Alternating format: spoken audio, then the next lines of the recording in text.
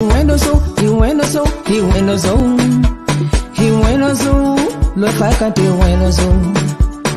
bueno zo, he bueno zo, he bueno zo. He bueno zo, lo facante bueno zo. He bueno zo, he bueno zo, he bueno zo. He bueno zo, lo facante bueno zo.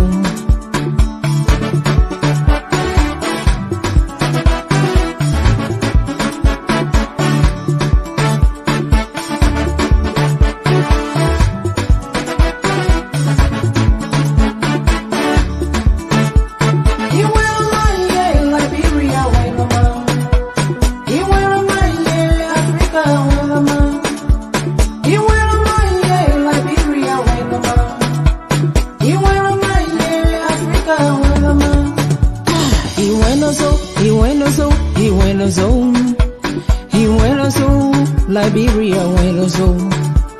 He bueno zo, he bueno zo, he bueno zo.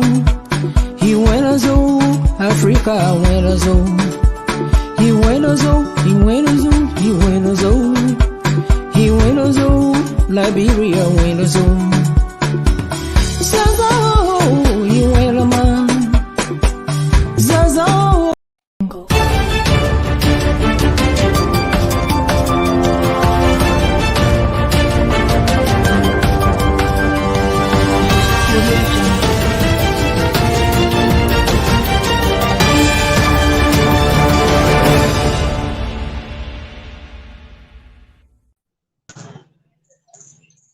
Hello and welcome to Focus on Liberia. This is Roundtable Africa.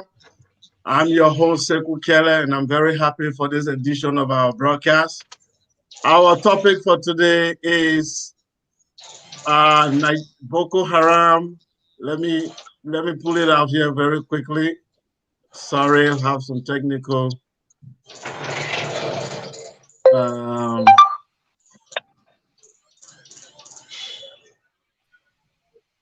Sorry, we have a technical problem here. Get it solved. Our topic for today is War on Terror, the case of Boko Haram in Nigeria. We have today in the studio our guest, Are Moses, a brand strategist and a communicator. He's a Pan-Africanist and a political commentator all the way from Nigeria. Also with me is my co-host, Edward Amara, FOL, Focus on Liberia, West African correspondent. Guys, you are welcome in the studio. Thank you very much, and I also join in welcoming Moses from Nigeria. You're heartily welcome, and we hope that this show is going to be interactive, and we're absolutely happy to have somebody from you on the ground who knows about what we are coming to discuss, who see it, feel it, and I believe it is going to be very, very interesting too. And I also welcome folks home and abroad, especially we are not in the same geographical region. Everybody, your suggestions are absolutely important. Welcome, Moses. Thank you very much for having me. Thank you very much, Edward Amara. Moses, we are happy. Yeah, go ahead. Thank you very much. I'm excited, guys. Thank you very much for having me. As much as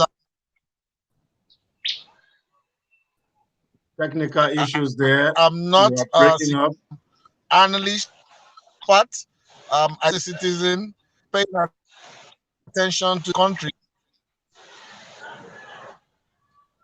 We have some glitch there, technical problem, definitely. Moses, we have. Could that be some?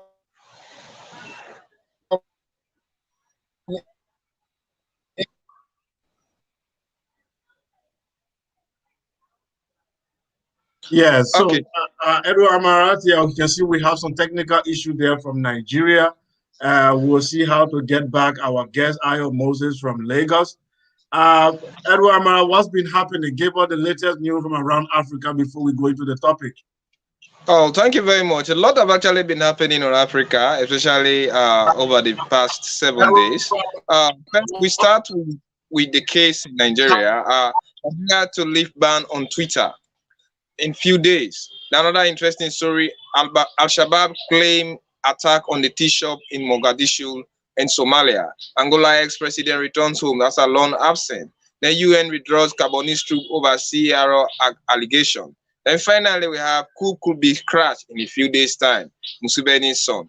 To dive into this news in details, Nigeria to lift ban on Twitter. The president, Twitter actually, Nigeria actually ordered Twitter to stop its operation into Nigeria when Twitter removed an account or a kind of a comment, or if not, an information posted by President Muhammadu Buhari in some time of June. He said the secessionists in the southeast are going to be crushed.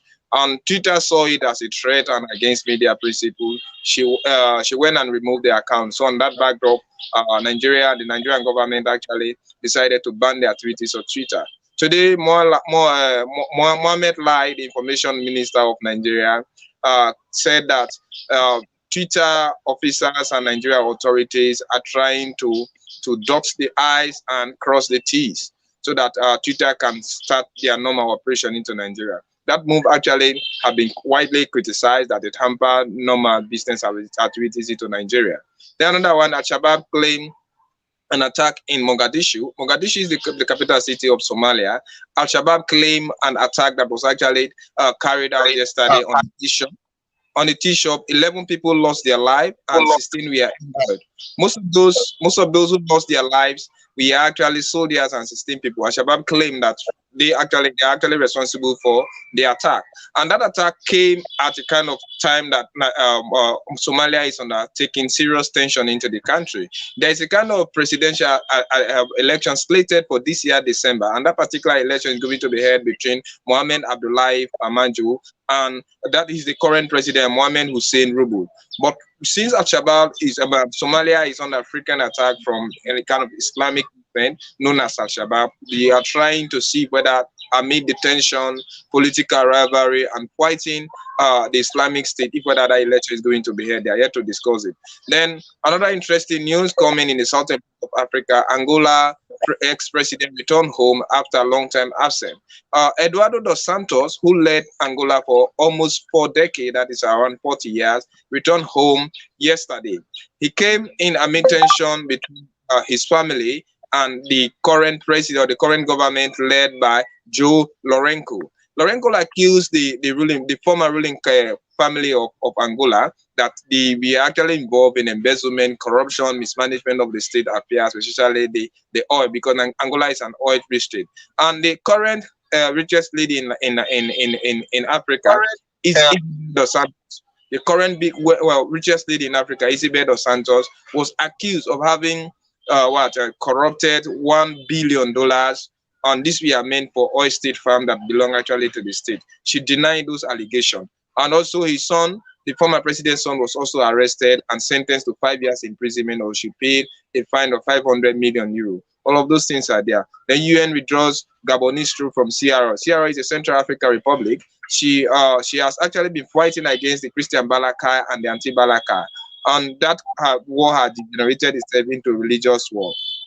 However, we have some other African countries over there that are under the auspices of UN. They're trying to enforce that there is a kind of peace into Central African Republic. But because of the vulnerability of the citizens, most soldiers, especially UN, who are well paid, placed over there, they may take advantage of that and try to carry on abuses, especially sexual offenses or one or two things. So UN has decided to withdraw 450 Gabonese troops based on those allegations. In 2016, around 40 Burundians and Gabonese troops were also withdrawn because of similar allegations. Finally, coup could be crushed in a daytime.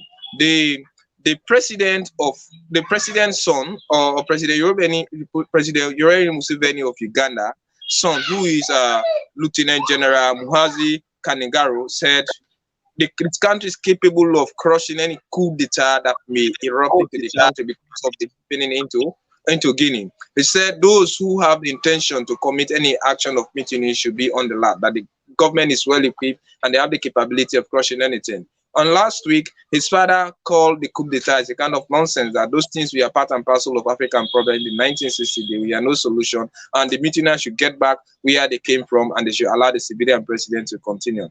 This morning, Bobby Wine actually had a interview on France 24 saying that Museveni should be on the wall, because what happened in Guinea, what happened in Zimbabwe, and what happened in Somalia, in what in Sudan may also happen to him. So I think it was in that retaliation that his son went on air to this mistake. So these are the interesting information coming from Africa. Thank you very much, our West African correspondent Edward Amara there, giving all the latest news all from around Africa. So there's a lot going on around the continent, as you hear from our correspondents there. But for the purpose of today's broadcast, we will stick to our topic. That's the war on terror, the case of Boko Haram in Nigeria. Back to you, our guest there, Mr. Ayo Moses. People want to know, who are Nigeria Boko Haram? Who are these Boko Haram Islamists? Because there's a lot of speculation. Some think they are a rebel group or they're a terrorist organization. There's a lot of speculation out there. Can you clearly tell us, how do we define Boko Haram and what's the ideology? Thank you very much once again for having me. In an attempt to answer the question who Boko Haram is, as of today, we have seen their activities and we know that different governments across the world have tagged them a terrorist organization. But it is important that we look at the history of Boko Haram. How did they start? There's hardly any terrorist organization that is not politically connected. In 1999, when democracy returned to Nigeria, Nigerians elected President Obasanjo to lead the country. He is a Christian from the southwestern part of Nigeria. Prior to that, the history of terrorism in Nigeria, you can still see in 1983 we had the Mataseni group. But when the military came in force and crushed them, that died down. But in 1999, we saw that an attempt by some element, of course, to water down, because there's this global competition between Christian and Muslim sects. I don't know if you can hear me clearly. Yeah, we can hear you. There's been this historical struggle between Muslims and Christians to control the world. Yeah, yeah. In 1990, Nigerians yeah, we clearly have a technical issue there with our guest. Very unfortunate that he's having some connection problem. No, so Edward Amara, let's get to you now before we will try to fix the technical issue there from our guest from Lagos. Who are Boko Haram? Who is Boko Haram? Because the name is popular. We know that these people are from Nigeria and they are terrorizing the Federation and they are also spreading across West Africa. But how do we define these people apart from what the mainstream media is saying? Who is Boko Haram and what is their philosophy? Oh, thank you very much. The word Boko and Haram have been combined together to... Welcome back. I am sorry, we had technical problems, so we will start it. Now Edward Amara is on the floor. Go ahead, Edward. Okay, we know Boko Haram started in some part of 2002. And it's a radical Islamic sect movement into Nigeria. And most of them... very much. Unfortunately, so in 1990,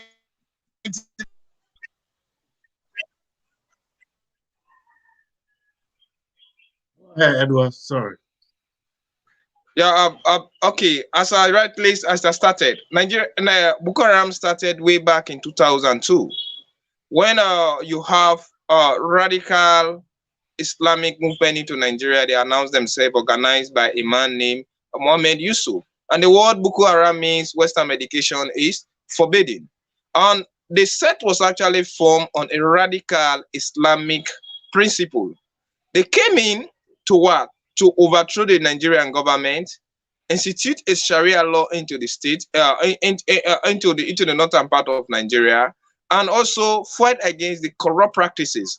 As our Moses, our guest rightly stated, Mr. Ayu Moses, Boko Haram it's actually based on Islamic principle, and they have the intention to overthrow the Nigerian government, and at the same time institute Sharia law into the state.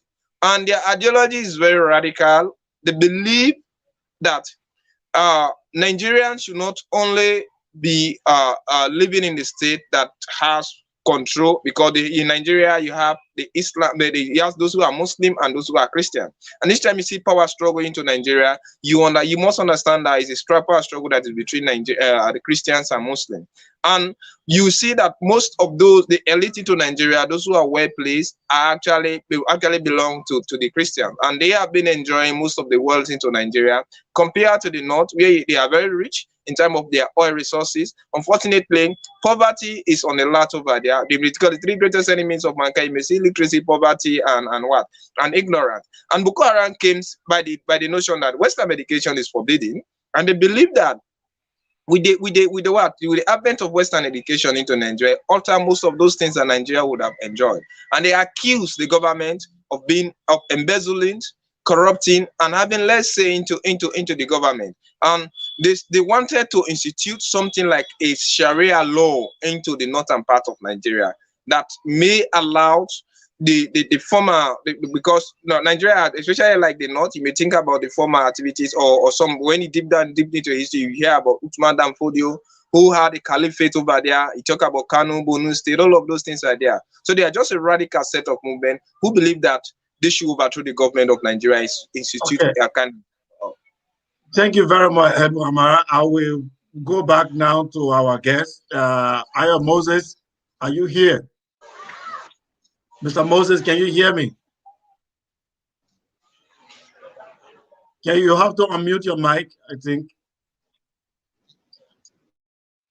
So as Edward Amara just said, that Boko Haram is actually, they are saying that Western education is forbidden, or Western education is haram. Haram in Arabic simply means is sinful, is not allowed, is prohibited. So is it miseducation? Because when you look at what you call so-called Western education, you're talking about learning science, biology, physics, chemistry, let us say art and sciences, okay, art and exact sciences. How is that forbidden? I want to understand from the point of view now of cultural, and then the consciousness of the people who are agitating for this Boko Haram. Edward Amaran, you can answer this question. Why do you think people like Africans should sit down and say learning chemistry and physics is Western, and it should not be part of an African culture or an Islamic culture because it belongs to the West? Do you think these people are miseducated, or they have been indoctrinated, or they have a wrong understanding of history? Because we know that reading and writing, science, biology, all these things began in Africa, where civilization started. So when Africans can come out today and say learning science and biology and all these subjects is now forbidden, what do you think is happening here? Is it cultural regression or miseducation? Well, as I rightly stated, the word Boko Haram means Western education is forbidden, and they believe that I think it is more based on religious principle, and they believe that with Western education, the cultural principle of Northern Nigeria has been violated, and most of those who may gain this Western education may not tend to benefit the people per se, because they believe that with the advent of Western education, especially in Northern Nigeria, led to corruption, mismanagement of justice, and impoverishment of the people over there. And if Boko Haram can be given, as they are rightly say, because it's a kind of radical Sunni Muslim set and created by Yusuf Mohammed in 2002, and he had that ideology that because of the backwardness in the north, like Manduguri, Borno State, and other things, it was based on the introduction of Western education. It had violated their culture, and they came with the ideology of re-establishing a Sharia law into the northern part of Nigeria, and also with the intention of what overthrowing the Nigerian government, but they must do it in a form of jihadist war. And we all know that a jihad, if you want to wage a jihad, it's just like a jihad cannot be waged by a single individual, and a jihad cannot be waged just by a group of people. It should be like a general consensus thing that is meant for religious cleaning. Unfortunately, you will definitely be baffled with the nefarious and clandestine activities being perpetrated by Boko Haram, because not only Christians are being targeted, even Muslims. The Salafis and others who do not support their radical mentality have actually also been targeted, and they have definitely been victims on numerous occasions. So they came in, they have a lot of things. We are talking about their objective. One, they have political agenda. Their political agenda is to overthrow the government of Nigeria and institute a strict Sharia law state. And they believe that with having a Sharia law established into Nigeria, maybe the issue of corruption, bad governance system may end. And they believe that it was because of the extension of Western education into northern part of Nigeria that they are living in a kind of very rich northern part of Nigeria, where oil is on the proliferation. Unfortunately, when you get to the area, it is absolutely poor. So there is a kind of something that sorry, point of correction. I think the north does not have oil. It's the south.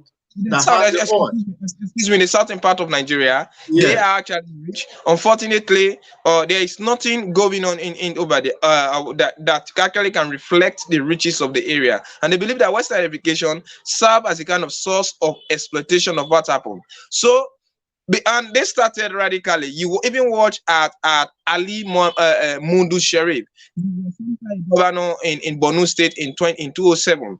And history and other researchers are proving that he once or twice supported Boko Haram.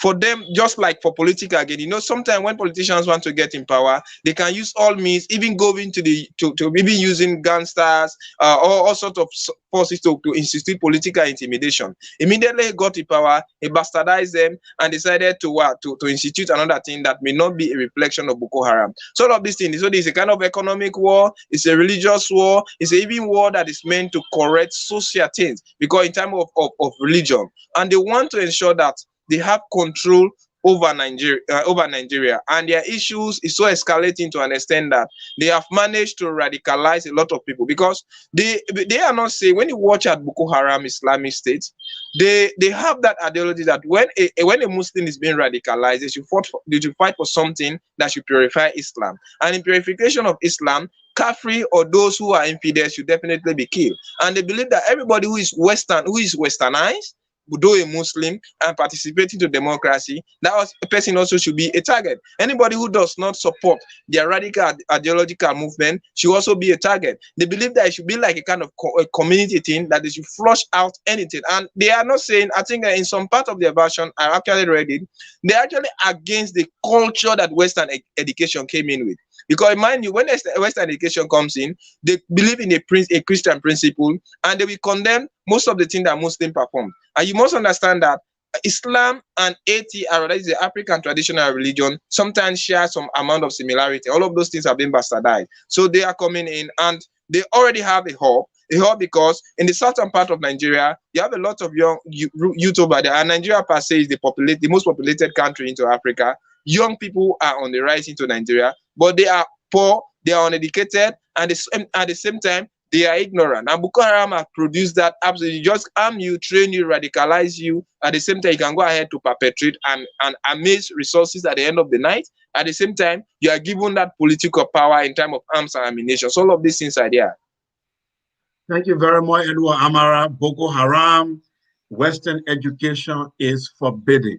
You know, I speak a little bit of Hausa, Edward, and I know Boko. When you live in a Hausa land, they believe there are two types of education. There is Makaranta Boko and there is Makaranta Alo. The Makaranta Boko, that is Western education, where you learn science and art, the one that you and I acquire. Then they have the Makaranta Alo, which is the one Islamic education, where you go and learn the Quran and learn the Arabic and then learn all the spirituality of the Islamic religion. And they are saying that the Makaranta Boko is forbidden. For me, Edward, I agree with you. This is a very dangerous philosophy, because the so-called Western education is only called Western education during colonial time. But education, the act of reading and learning and acquiring skills is nothing Western at all. It is human civilization. All of human civilization have contributed to reading and writing and learning science and art. So it is not Western. There is nothing Western about education. There is nothing Western about science. There's nothing Western about art. So I think these guys have been miseducated. They are not able to separate the Western culture and from the educational aspect of it. So I think that's where we got the problem. That leads us to the second question, Edward. Is Boko Haram fighting a socio-economic, political, or religious war? Because some people may make the argument that these people are fighting because Nigeria is poor. They are fighting for freedom. They are fighting for economic and social justice. They are fighting because the Nigerian state or African states have failed to bring about economic justice, to bring about social justice. They have failed to provide for their citizens. So these people are freedom fighters. Well, some people will say, no, these are not freedom fighters. These are dangerous terrorist groups that are trying to impose their religious beliefs on other people, like in the days of holy war. That's what they are trying to bring in the 21st century. How do you convince an African out there that a Boko Haram are not freedom fighters? They are not people fighting for social justice. They are religious extremists trying to impose their own belief and worldview on the rest of the world. Oh, thank you very much. When you watch at the activities of Boko Haram, I think it is embedded in social, economic, political, religious war and jihad. But I think what actually gave rise to Boko Haram was the mentality that a jihadi state should be constituted. And in some part in Kanu Bonu, you will see a government sometimes declare Sharia law. And they have radical Islamic movement over there who believe that children should be indoctrinated the wrong way. And those schools that are actually found into northern Nigeria, they were meant to radicalize people to watch at Islam as the only way out. That is one. And they believe that, in fact, they found the person who actually radicalized Muhammad Yusuf is Muhammad Mutal. Mutal even forbid everybody from reading any other book with the exception of Quran. And he believed that if a Muslim, a pure Muslim, read any other book, that may lead you to drop away from the principle of being being a real Muslim. That was why when this man came, he decided that they want to reinstitute southern part and northern part of Nigeria to be a pure Islamic state. Christians by nature are infidels. Those who are actually within the south and the north, but are not purely practicing the mentality of being of Islamic, they are also infidel, and those people need to be flushed out. So that was how it was created. But they believe that they cannot just come and take over the government of Nigeria, because that was why the initial thing is that to overthrow the government of Nigeria, institute kind of Islamic state in the form of Sharia law. But being that it's a kind of new organization created in 2002, they believe in attacking and governing by. Initially, the government of Nigeria overlooked them. They observed them to be like cheap criminals who may want to frustrate the normal system of government. So they never took them very seriously. That could be one of religious principle. Another one could be on the social principle. We talk about socio-economic thing. You watch at northern Nigeria and even the south, they believe that as a Muslim, you should even be identified the way you are dressed. And in those strict Muslim states, when you set eyes on a Muslim woman, you must understand the way they dress with their hijab, maybe with the all of those things they are there. So they see people who do not actually adhere strictly with those things are very bad to it. And they see that it's a kind of, they are being indoctrinated into a different culture, and that is not what should be going on over there. As I was saying, you see south and north, they are poor, and most of them who are a little bit rich, you may associate them with people who are educated elite, deeply involved into those things. And you see the like of Obasanjo, who actually came into power in the name of democracy And he was actually seen as a father, because Obasanjo once led Nigeria as a military head of state, a military person. In 2 times, he also served another 2 times as a civilian head of state. So on his departure, Omar Yar'Adua came in. And mind you, before Omar Yar'Adua could have come in, they have a man by the name of Atiku Abubakar who serves as Obasanjo vice president. And he's actually coming from those ends. Everybody wanted Atiku Abubakar to come in. But Obasanjo also wanted to run in for 3rd time. He stepped on the toes of Atiku Abubakar. When he couldn't succeed to run for 3rd time, he supported Omar Yar'Adua. Omar Yar'Adua died in office in 2010. We saw Goodluck Jonathan coming into power. So Boko Haram believed that the Muslims were being deprived from entering into politics, and Christians are always taken over the system. So since it became a political war, it became a religious war, and it also became a kind of socio-economic war where you may think that one set want to dominate the others, and they use this. On the ground, or the area where they waged the war, they met the ground that was very green, because in essence, poverty, ignorance, and illiteracy was on its peak, and they use all of those things to establish themselves. So it depends. When you see Boko Haram, because now they believe in kidnapping, this time Boko Haram kidnap, like the Chibok girls that they kidnapped. In 2015, they demanded for ransom or other things. Over 275 Chibok girls were kidnapped. Apart from that, Boko Haram have been waging war and even taxing the locals to pay for them. So you must understand that it's also a kind of what? Political war, it's a religious war, and it's also an economic war. So all of this thing is embedded. But they use Islam because they know that the North and the South have a lot of Christians over there. So they use Islam as a kind of pretext to wage war. And all those who are Muslims should support their ideology. Failure to doing so, you are declared a kafir, an apostate, and by those Sunni Muslim, you are definitely a target. That is why they have been killing people in mosques, they have been killing people in church. Everybody is just a target. Definitely, Boko Haram is a very dangerous terrorist organization, and Nigeria has been facing these guys for over a decade now. So the third question here, Edward Ahmad, that we want to look at, who is funding these guys? Does Boko Haram have international connection? Recently, a very popular online newspaper called Sahara Reporters, they released an article that said that the government of Qatar was able to identify over 7 to 8 top government officials in Nigeria who are funding Boko Haram.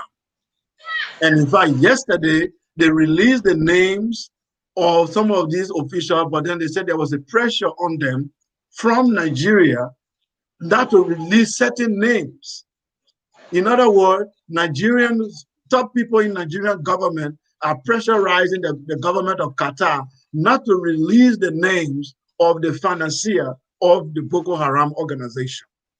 So people are wondering, is this Boko Haram is just a domestic terrorist group, a group of disgruntled young men just pick up arms and go against their government? Or these people are actually sponsored by international organizations, sponsored by certain interest groups that are trying to push an agenda in Africa? It's very difficult to define, because if you see the kind of ammunition that these guys are using, sometimes they are well armed than the Nigerian government. Where are they getting the money? The northern part of Nigeria is very dry. It's almost like a semi-desert, desert savanna kind of a climate they have over there. And there is no oil over there. There is nothing in the northern part of Nigeria. All the wealth, the oil and the gas come from the south. So these people in the north, there is nothing there, even though they have been holding political power more than the south, but they are the poorest. But where do they get armed? The money to buy the multi-million-dollar ammunition to come and attack the Nigerian government. Now that we know that few people are sponsoring them from within the government itself, is it possible that these guys are connected to Al-Qaeda and that they are connected to Islamic State, or the enemies of Africa are actually sponsoring this guy like a neo-colonial project to destabilize the Federal Republic of Nigeria? What do you think? Oh, thank you very much. I want to be very affirmative with this. To say Boko Haram has international connection, absolutely. We all know when Mohammed Yusuf created this group in 2002, in some part of 2007, he declared that Boko Haram have their brothers, that is ASIL, Islamic State. And as the Islamic State, is actually staying. It was by then. It was okay. We all know them to be the home of Iraq, or Iraq is their home. And they said they are their brothers. They are pledging loyalty to ISIL. So with that, you must understand that Boko Haram has some external connection, and they also pledged loyalty to Al Qaeda.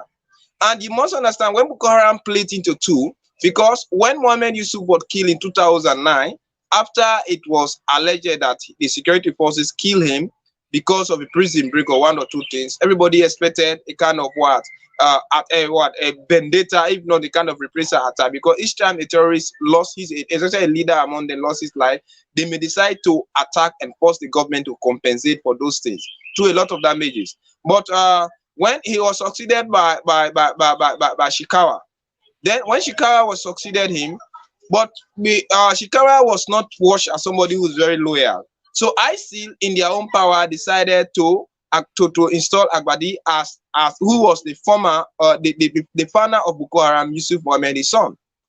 So they decided to install him in power, and that pleated the group. We have what we call Islamic West Africa Islamic State. Then we also have West Africa Islamic State. We also have what we call Boko Haram, also as a nature. So when they came into power, you must understand that there was a plead within Boko Haram, and since ISIL has used her own power to force one leadership on them, that clearly gives you an indication that Boko Haram has international link, and ISIL is a well-established Islamic state that is based on radicalization, establishing is a Sharia law, and also doing away with anything that is related to Western mentality. And Boko Haram also share such ideology. Then you rightly stated, look, they have started since 2002 up to now. The Nigerian government incapability to stop the activities of Boko Haram is a clear indication that Boko Haram has internationally. They have drones. They have successfully taken on military barracks, killed army officers, even attacked somehow Abuja, kill UN forces, UN representative to Nigeria, kidnap people who have international connection, and they are expert into doing those things. And when you watch it internally, Boko Haram, of course, in some part, there was a kind of article published by Nigerians. They are claiming that they do not even trust the army, because a Boko Haram can successfully kill army generals, attack military barracks, take away arms and ammunition, and lead assault as far as in places like Abuja. When I don't know, was it a naive proclamation that, with all due respect to the president of Nigeria, Muhammadu Buhari, when he said that Boko Haram have been mutilated and they have successfully been silenced, and activities of that we definitely going to take place into Nigeria. They went into hiding, they came back, they hit the government very hard, and we have seen a lot of things that is happening. And now Boko Haram, because of that split into ISIL mentality, installing one person against another, we are seeing Shikawa group, normally Boko Haram, is now led. Now Shikawa has been allegedly killed in this 2016 by the Nigerian army, but that is yet to be ascertained. You are seeing Aswap, who is another West African Islamic state, is also on the right. So these people have international connection because of their way of acting, their successful military attack, the way they are killing people, and up to now, you may say they are getting their finance from kidnapping. They are at the same time taking hostage and maybe waging war on different areas, because they may be able to try, even tax the locals to support them. So all of these things are there, but with international connection, definitely they have. And IC per se, neither Al-Qaeda never came to deny this publicly. They acknowledge it, and with the division into the leadership, IC becoming the prominent person to decide who should lead Boko Haram into Nigeria, it means these people really have international connection. Thank you very much, Edward Amara. Indeed, Boko Haram has international connection, and they are connecting with their partners in crime in the Middle East. They have sympathizers within the Nigerian government. They have sympathizers around the West African, around the sub-region of West Africa. And there's something to worry about. You don't live in Nigeria, it doesn't matter. It's going to affect the entire West African region and the entire African continent as a whole. So that's why we are talking about it, and that's why we are calling the attention of the general public on it. We will take a short break, and when we return, we will look into the implication of allowing Boko Haram to spread and why whether the Nigerian military has all it takes to take down these guys. And if not, what is the worst case scenario and what is the implication for us as Africans? We'll take a short break, don't go away, we will be back.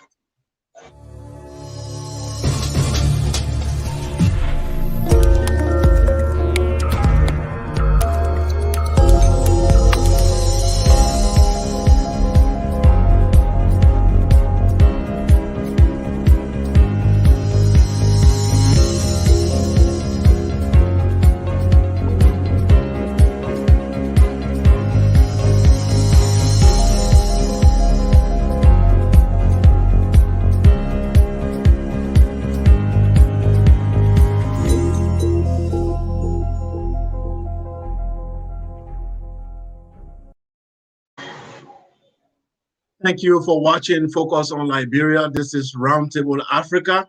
I am Sekou Kele, your host, and we are discussing the topic Boko Haram in Nigeria.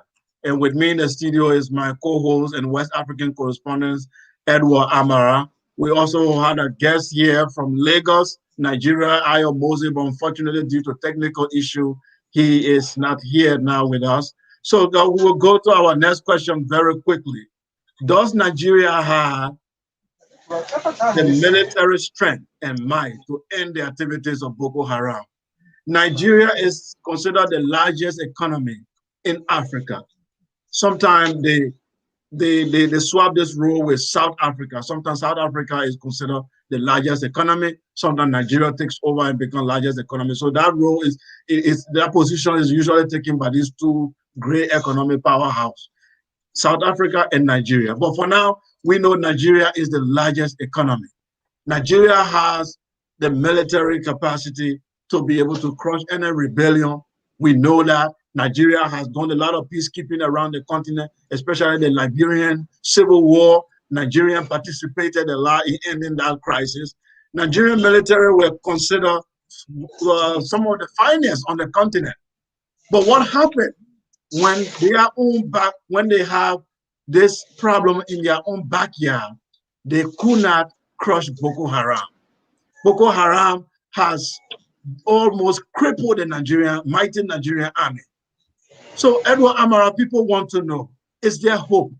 Are we going to see the situation in Afghanistan play out in Nigeria, where this guy will run over cities to cities and eventually capture Abuja, and one day they declare Islamic State of Nigeria, and then the whole West Africa plunge into chaos? Or are we going to see a Nigeria that will make a comeback and defeat Boko Haram and establish a secular state where all people are equal and allowed to practice their faith? Do we still have hope? Does Nigeria have the military capability to crush Boko Haram? Oh, thank you very much, Mr. Kelly. I think saying, does Nigeria has the capability, the military strength, the military mind to end the activities of Boko Haram? No. Shall we see the precedent set by Taliban into Afghanistan by running over the government happening to Nigeria? I doubt that.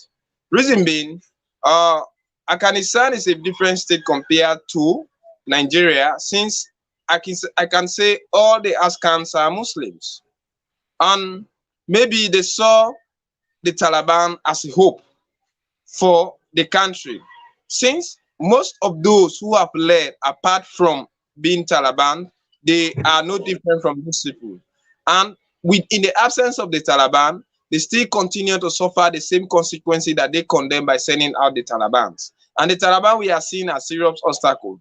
And there was a huge betrayal into Afghanistan that led to the takeover of Afghanistan. But coming to the case of Nigeria, Nigeria has over 200 different tribes into the country.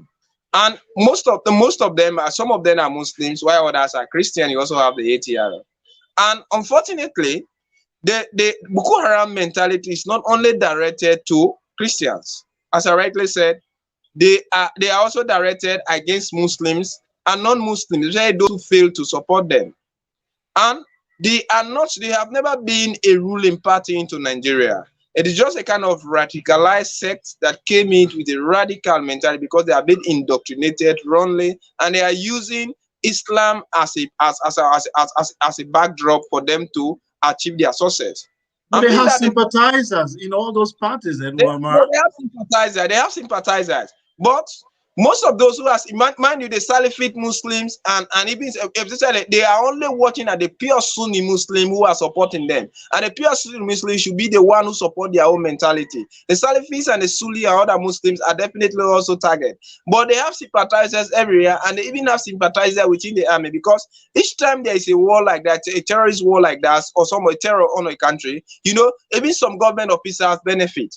And most of the drones, other weapons, and these leakages that are coming are successfully carrying military attack on military barracks, army general, taking down planes. It simply means they have people who are like moles within the army leaking secret to them. That is very perfect. But Nigeria is not made up of Muslims only. They also have Christians, and Christians are in a substantial number, very large. Though they may claim that the Muslims are in majority, but Christians are also very large. And Nigeria is here to conduct census since early 2000. So nobody knows who is actually the largest person. Nigeria is the highest populated country into Africa.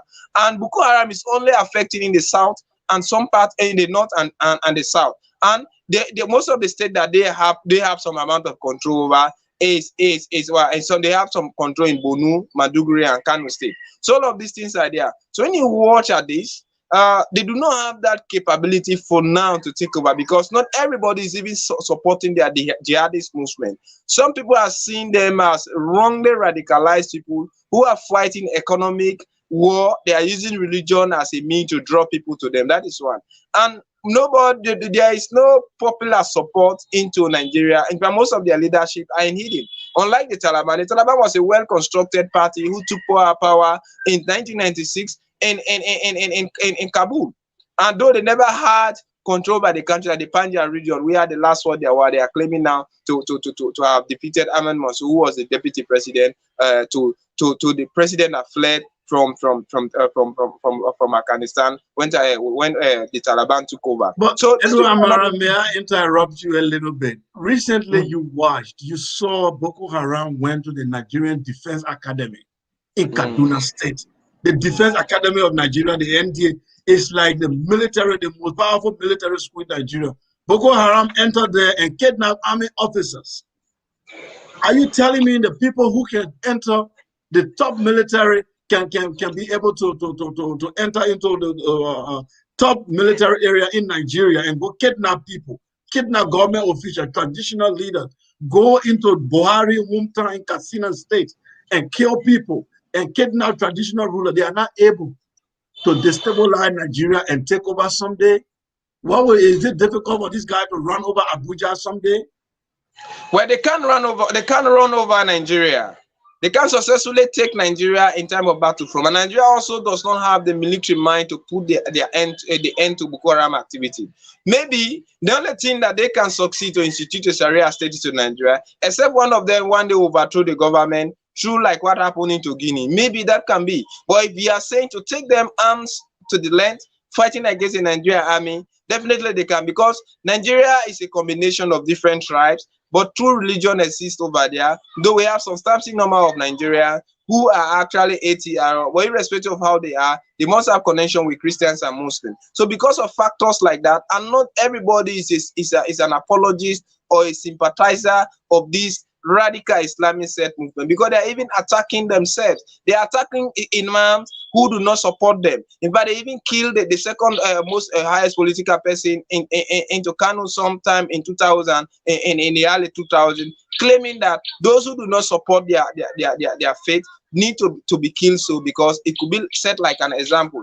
And when they use that particular incident in Abuja that you are saying, was it early this year, they said it's a message being sent to the government that they have people who are loyalists within the government. That one is very perfect. They might be correct, because with all of the massive successful attack they have made on Nigerians, the military, the police, and even innocent people, you will agree with the fact that they have some people who are actually supporting them. But these people are not, they may be popular, but into hidden, and they have not been able to go. So till Boko Haram established itself as a political party into Nigeria, contest election, maybe sometime they will have some legality, but now they do not have any legal aspect. Sometimes, except if they overthrow the government, like what happened into Guinea, may succeed to institute, because we have people who may even want to sympathize with their ideology, but based on the who may want to sympathize with the jihadist mentality in time of establishing a Sharia law into Nigeria. Because mind you have fanatic Muslims who believe in in radical attitude, who do not believe into any religious tolerance. They are there. So should they succeed to one day overthrow the government, apart from that, no, I don't see them taking over Nigeria. They can't. Okay. Edward Mara there, he is optimistic that the Boko Haram will never ever take over Nigeria. I am skeptical because I believe they are able to cripple that nation, render it a failed state, and even in worst case scenario, they will govern part of Nigeria someday if the Nigerian government fail to crush them very soon. So that leads us to our last question, Edward Amara, the implication of all this. What are the implications? We are looking at West Africa, or Africa in general. Poor countries, we have economic problems. We just came out of colonialism. We are struggling to build new states. We are having identity crisis. We are having cultural problems. We are having economic problems. Our infrastructure are not good. Leadership problem. In fact, all the problems in the world, we have the headquarters and poverty. Now we are facing extremism. A group of us are trying to impose their ideology on the other, destabilizing our fragile states. What is the implication of all this on the future of Africa? Thank you very much. One of the negative and heaviest investments by our African government is war, because war involves huge financial losses and it is even capable of crippling an economy. We may say Nigeria or South Africa, because of certain changes in one economy or to other, you may see South Africa being today on top of economic development, or the biggest economy, you may see Nigeria coming into it. Unfortunately, Nigeria is involved into war. And the implications are huge. One, it is crippling the fundamental plan of the government for Nigeria. Most of the resources that would have been used to invest into the country in type of education, health, construction of road, fighting for what, instituting what, democracy, and a holistic development, those funds, each time Nigeria make their general budget, you may see huge amount of that budget going to the military. And most of those things can be used overnight because they are fighting a war. You cannot fire a shot today and say that particular bullet is still useful. It is gone. So it is dwindling the economy of Nigeria, crippling the state affairs, and rendering Nigeria into a failed state.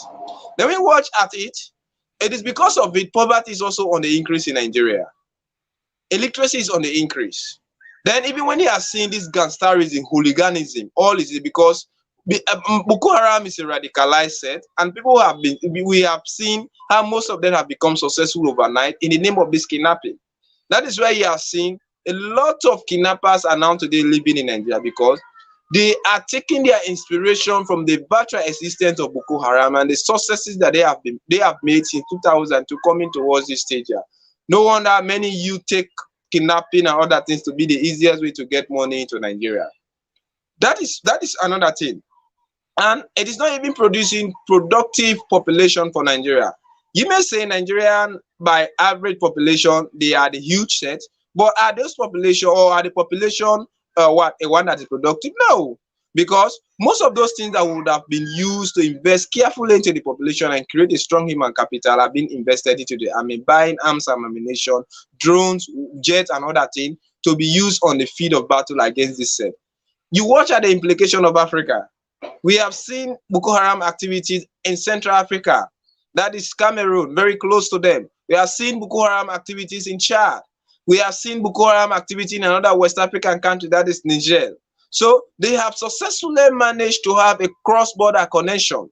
The government of Chad under the son of Infantino Mohamed Deby, that is the current son of Idris Deby, or the late president who was Idris Deby was actually killed, he took over. They are still fighting Boko Haram. On numerous occasions, the government has claimed that they have put a halt to Boko Haram, parading or displaying lots of captives of Boko Haram, but that have never stopped the activity of it.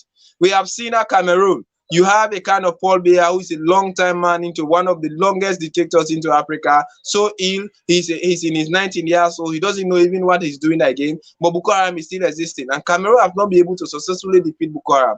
Look at Niger. Niger is very poor. Close to Nigeria, Boko Haram has managed to establish themselves, and Niger have huge amount of people who are Muslims. You talk about Chad. Chad also, most of Chad population are Muslim. Cameroon, maybe arguably most of them are Christian because of the French mentality. So you watch at all of these things. Boko Haram is having serious implication. Their successes into Nigeria will lead to the establishment of different other Islamic movements into Nigeria. But Mali does not have control over the tribe rebels, and you are seeing what is happening today in Burkina Faso. On numerous occasions, hotels in Ouagadougou have been attacked. So Ivory Coast is also another threat. So what do you think? Sometimes ago, a kind of Boko Haram set was arrested on the border between Guinea and Liberia. So all of these things are there. So their implication on the continent of Africa is very negative, and I am afraid, but others group may end up to be created because of the success. The implication is so worse, and I doubt with the current situation, Africa being the backward continent into the world, then if we are involved into fighting a kind of religious sentiment group that is created, religious is very difficult to end. At least if it is economic, it is good. But when a war involves religion and ethnicity, it becomes very difficult. And that is the ideology they are using. Unfortunately for Africa, you have a lot of countries who are actually Muslims, and they are ready. And we are seeing. So our African leaders should be very careful. Those Islamic schools that they're establishing, they should be investigated. Those conducting teaching background should be investigated, because we have seen ISIL, Al-Qaeda, and other people have been radicalized by reading those books. Good point, Edward Amara. You made a lot of powerful points here. If Boko Haram is not crushed and is allowed to succeed, you said we will have economic crisis on our hands. That's true. Nobody wants to come and invest where you have terrorists. Nobody wants to come and invest their $1 billion or build their company where terrorists will go and explode themselves. No investor is going to come to your country. The entire West African region will be considered a red zone by investors, and that will have implications. That means unemployment will rise. That means there will be a lot of economic crisis in our hands, and that is not a good thing. You also mentioned crippling the economy. Yes, it will cripple the economy because there will be wastage. The spending will be on military only. Government be spending on military, on security. They will forget education. They will forget infrastructure. They will forget healthcare. They will forget all these other important sectors that are needed to develop the nation. You also talk about lawlessness. There will be lawlessness all over the continent.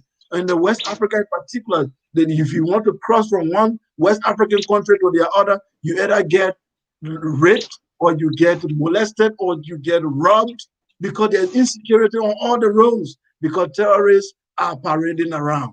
You talk about stagnation of development. Of course, that's a good point there, Amara, because the development cannot happen when you have terrorists at your gate. What kind of development will you do? When you have terrorists knocking at your border or your door, you have to be fighting war, endless war, and there will be no development. Look at Somalia and other places. That's what is happening. So you also mentioned the unproductive society. If we allow Boko Haram to win, they mean we are going to produce unproductive people, because everywhere we will not be focusing on development and producing an unproductive society. The next generation, it will be a catastrophe. You talk about internal displaced people, insecurity, a lack of tourism. No tourists want to come to where you have Boko Haram, where you have terrorists parading around. So the implications are enormous. And you listed a lot of points here, Edward Amara. The question we are asking now, what's the solution? What should young people do today? Should young people be thinking about religion, how they will advance their religion, or they should have a new way of thinking? What kind of philosophy will save Africa now? On one side, you have the Christians who are defending their faith, even though they are not into any extremist activities. But then you have the Islamic group that have a very minority but dangerous sect who are extremists trying to impose their religion. With this coming into the 21st century, what should young Africans be thinking? What kind of a philosophy should young Africans be engaged into or learn to avoid this dangerous future that is at hand? Thank you very much. As we are out of time, I think the solutions are so many. But first, it must start from the head. I believe the ideology being created by the Americans, the British, and other world powers, especially France and other people, that they do not go into negotiation with this terrorist movement may not help Africa. Because in the first place, these people are our citizens. And they, especially like Boko Haram, may have been created. They have some political and social factors that brought the group into existence in 2002. So they know the solution towards this thing. I think we should drop the mentality of the Western world, because we are not rich as them. We are not trained and qualified as them. We do not have the military capability to stop the mind saying that they are terrorists. We cannot negotiate with them. Nigeria has refused to negotiate with Boko Haram since 2002 to 2021. And we have seen that the only successful people that they have been able to release from the yoke or the captivity of Boko Haram are those they have agreed to negotiate, and they release them. They pay a chunk amount of money before they are released, though the government would deny. But a lot of news media have been publishing this. So I think with the negotiation going between the government and these people with the release of those who have been kidnapped, and even in the West should stop blinding us to reality. When their citizens are being kidnapped by this radical set, they will be the same people, like France have negotiated on several occasions for the release of our citizens. America also has done that on several occasions. They can negotiate with radical Islamic movement, whether in the West, in the East, or whatsoever, before ever they release their citizens. And they are imposing mentality on us that those are illegal group, they are criminal gangs, they want to unseat our government, they want to create a state of Timor anarchy, so they shouldn't be negotiated with. So let us drop that and draw a round table. War cannot be bad. War cannot solve African problem, because our government are not equipped enough to stop this. We are not producing any arms and ammunition on our own. We are not like North Korea. We are not like Russia. We are not like Great Britain. We are not like any other country. We are so poor to produce any weapons on our own. So by saying that no negotiation should be, I think they want to create Africa as a market where they can buy, where they can sell their arms and ammunition when we are not negotiating with this guy, because at the end of the day, we may end up fighting. Now, another thing is that I think our government should stop the corruption, embezzlement, and mismanagement of public funds. These are all reasons why we are having radical Islamic set like that moving. Abuse of democracy, like what happened in Guinea. Budumuya clearly stated he took over the government because of mismanagement, mismanagement of public funds, politicization of public administration. Then he talks about abuse of the principle of democracy and violation of the constitution. He just successfully led a military coup. Today we are not seeing any coup d'etat. And we are having young people. And at the same time, we need to consider more religious people into the governance system of Africa, because Africans by nature are very religious. And when people use religion to wage war, that war is very difficult to fight. We have Muslims and Christians into Africa who are fanatic people, and they believe into those ideologies. So I think it is high time our government took this religious leader into high esteem whenever they want to do certain things. Some countries have Ministry of Social Welfare, and they involve these religious leaders. They need to be actually told what should be done. In some kind of Kano, Borno State, and other places, I think it was widely rumored that the preaching of what Yusuf Muhammad should not be aired on those local radio stations. They overlook the idea. Today he has radicalized a substantial number of those people, and he has his market who are very poor, young, illiterate people who are ignorant of the fact. Then above all, even the establishment of certain religious schools, these things need to be vetted out. And Africans should what? They should disembark, especially our leaders should disembark on corrupt attitude. Nepotism, tribalism, sectionalism, religious aspects should be forgotten. And we should just watch Africa as a nation. Because when we watch Africa as a nation instead of a state, I think something better will happen. But because we watch, I think all of us are different religions. Even ethnicity should be considered sometimes into politics, and they should know exactly what to do, because all of these things are the creation of war. Because you watch at Nigeria, you watch at the Igbo, you watch at the Yoruba, you watch at the Hausa, you watch at these Fulani. They are all part and parcel of this problem. Look at the Fulani headsmen, what they are doing. Somebody will tell you that Buhari do not want to criticize these people because they are his people. They will not vote for him when he comes into this latest election. And that was why he was very silent at allowing the Fulani headsmen to carry on their nefarious killing into the north. He never said anything to them, attacking Christian, burning down houses, because he did not want to lose sympathy with those things. So a lot of solutions are there, but one, good governance should be instituted. We have our religious leaders should be considered. Then we should forget about the mentality of the West by saying that they cannot negotiate with terrorist groups, because indirectly they are creating Africa to be their arm market. Because don't negotiate with those people. We can supply you an ammunition, but there is no free donor in Africa. Everything comes at a price. Thank you very much, Edward Amara. You tabled a lot of solutions here. You mentioned negotiation. I slightly disagree with you on that, but that we can disagree and agree, right? I disagree on the issue of negotiation. Yes, the West said they don't negotiate. The West does negotiate with terrorists, but not when the terrorist is an existential threat to their sovereignty on their soil. They do that when the terrorists in their own base to kidnap their citizens and all that. But I think negotiating with terrorists that are an existential threat to our states and to our civilization, I think is wrong. It's very, very wrong. They must be crushed, and they must be crushed decisively.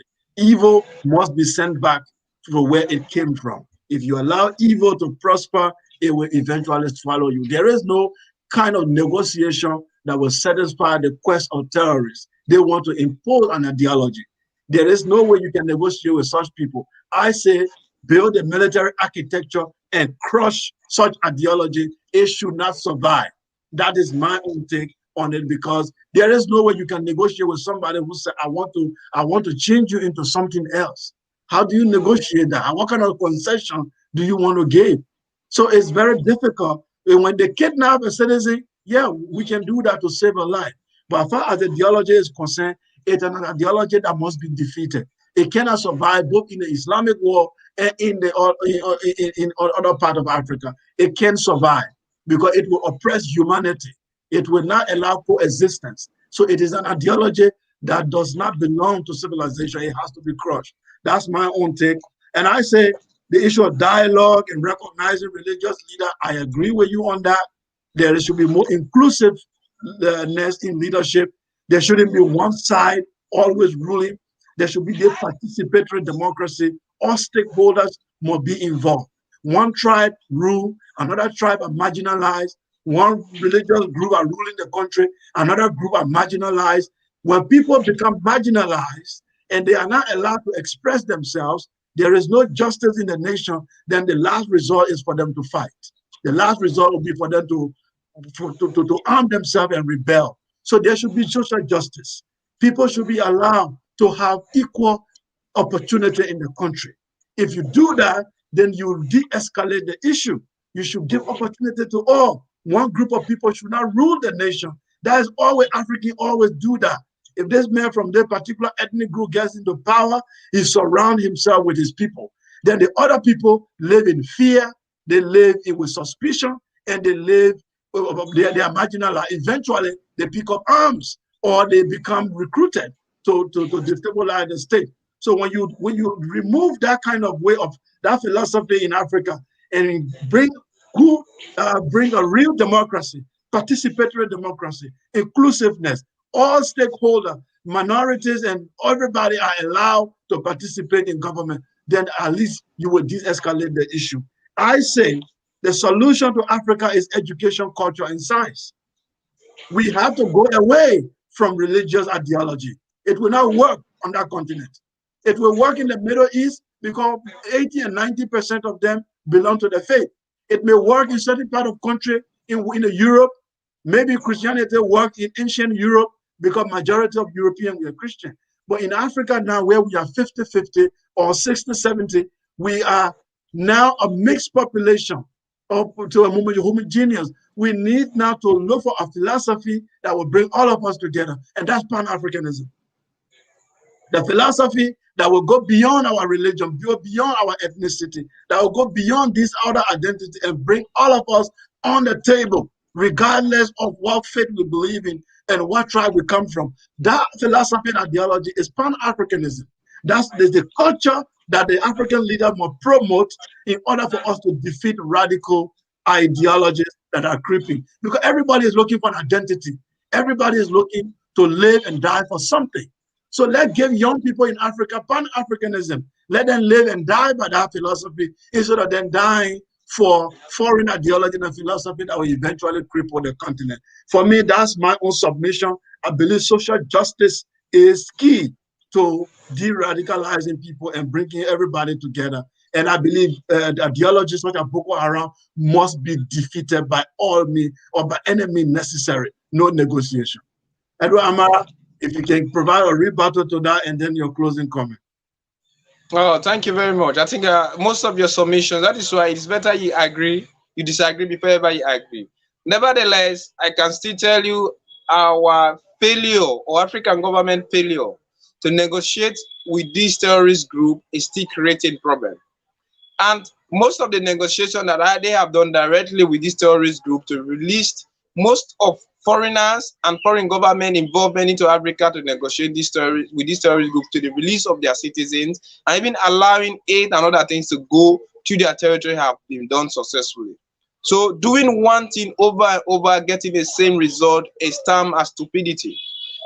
So it is high time our African leaders should stop doing one thing over and over and getting the same result. If the result is to be changed, then let's try to change everything that we have been doing, because most of them have been radicalized because of poverty, illiteracy, and ignorance, lack of social justice. So let them change the mentality and institute good governance. Africans should not only be relying on democracy. Democracy is not good governance. Democracy is just a way of coming to power. Good governance is when the citizens feel equal, they feel part and parcel of the government, and they have equal right and social justice, when their right cannot easily be trampled by a few elites. And finally, as you rightly said, my closing statement, Africa, most of the wars that we are facing today in Africa is either on ethnicity or on religious basis. So tribal authorities should be strongly watched at. Religious leaders should be strongly watched at. Not in the negative aspect, but they should be drawn into our government system. And they use these tribal authorities and religious leaders to institute war, and they will definitely get people who are fanatics to their ideology. Taliban, they succeeded in Afghanistan because they used the tribal authority. And they believe in the institution of those things. So maybe just a slight change of the mentality of leadership in Africa, without using your whims and caprices on the government, maybe successful negotiation will definitely happen, and we may stop the movement of all radicalism into Africa. Thank you. Good night, all those who listen. Thank you very much, Edward Amara. Thank you. Thanks to our viewer. We have few comments here, but I'm afraid we might not be able to read all of them. But we thank you all for participating in today's program. To focus on Liberia is always here to give you the best. Our program, Roundtable Africans, is to educate. We bring you news from around the continent. We bring culture. We bring education. We bring scientific topics that interest the African. We always provide the African perspective on global issues.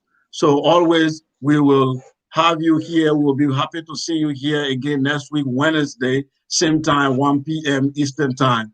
Until then, thank you and bye-bye. We are Liberia. Liberia is our home. Liberia people.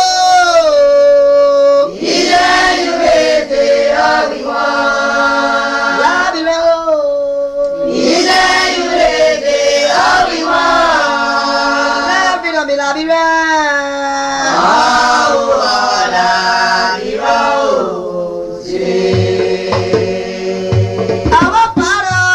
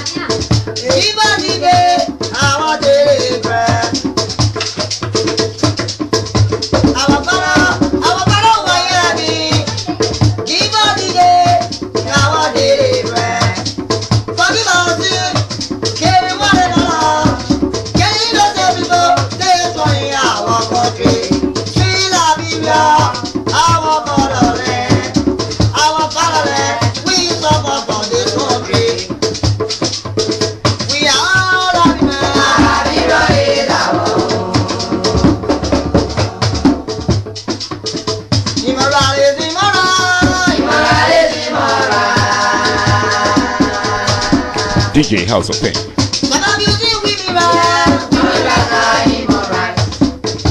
Yes, I like this one. Him alright, yes, him alright.